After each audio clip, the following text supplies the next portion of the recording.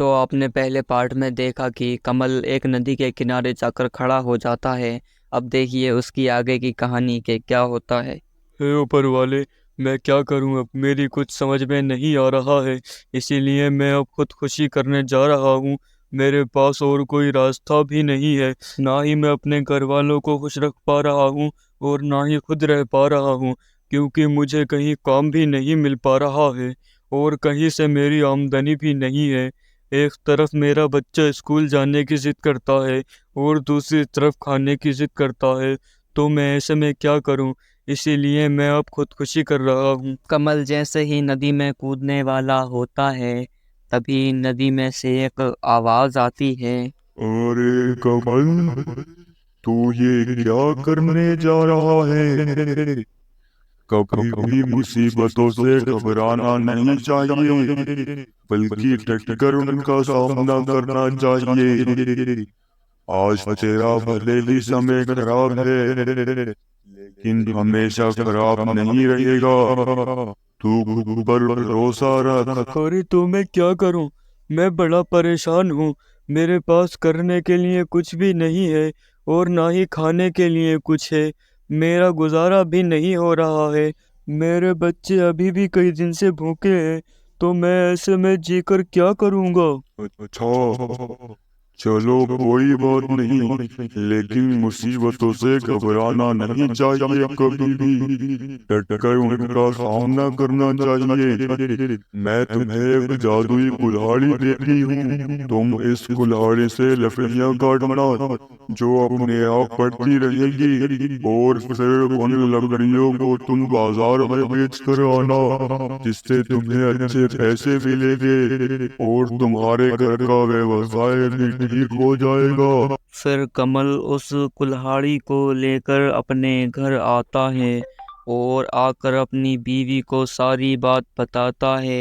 अरे सुनती हो, मैं यहाँ से जब उठकर गया था ना, तो मैं आज खुदकुशी करने गया था। मुझे समझ ही नहीं आ रहा था कि मैं क्या करूं। मैं जैसे ही खुदकुशी करने वाला था, तभी नदी में से आवाज आई कि तुम्हें कभी भी डरना नहीं चाहिए, बल्कि मुसीबतों का सामना करना चाहिए। और उसने मुझे एक ये जादुई कुल्हाड़ी दी है। मैं इससे अब कुछ भी काटूंगा तो उसके अच्छे दाम मिलेंगे और लकड़ियां कटेंगी भी ज्यादा। अच्छा जी, क्या ये बात सच है? अगर ये बात सच है तो बहुत अच्छी बात है। हमारी बहुत सी मुसीबतों का हल हो जाएगा। फिर हम चैन से जीने लगेंगे और हमें 2 वक्त का खाना मिलने लगेगा, और फिर हम अपने बच्चे को स्कूल भी भेज पाएंगे। हाँ, चलो मैं अब सो जाता हूँ। अब कल जाकर देखूंगा इससे लकड़ियाँ काट कर। फिर जब अगली सुबह होती है तो वह एक जंगल में जाता है और लकड़ियाँ काटना शुरू कर देता है। कुछ ही देर के बाद वह देखता है कि उसने तो बहुत सारी लकड़ियाँ काट दी होती हैं।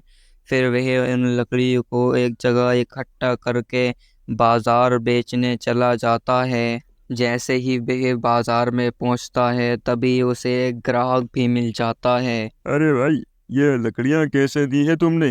ये ठीक ठाक जल भी जाएंगी या ऐसी गीली ही तोड़ कर लाए हो तुम? अरे नहीं साहब, मैं बिल्कुल सूखी सूखी लकड़ियाँ काट कर लाया हूँ। यह बहुत अच्छी जलेंगी। अच्छा, तो तुम कितने पैसे मांग रहे हो उसकी? जरा हिसाब से मांगना, कभी तुम भी मुंह फाड़ कर पैसे मांगो। अरे साहब, मैं क्या पैसे मांगू? जो आपको सही लगे वो दे दीजिए, मैं रख लूंगा। फिर वह आदमी उन लकड़ियों के हिसाब से उसे काफी ज्यादा पैसे दे जाता है। और फिर कमल सोचता है, अरे वो कुल्हाड़ी तो सचमुच जादुई कुल्हाड़ी है। मैंने थोड़ी ही देर में बहुत सारी लकड़ियां काट ली और जब बेचने आया तो इधर पैसे भी हमें बहुत मिले। अब ये बात अपनी बीवी को जाकर बताऊंगा, वो भी बहुत खुश होगी। फिर वह घर आकर अपनी बीवी को सारी बात बताता है।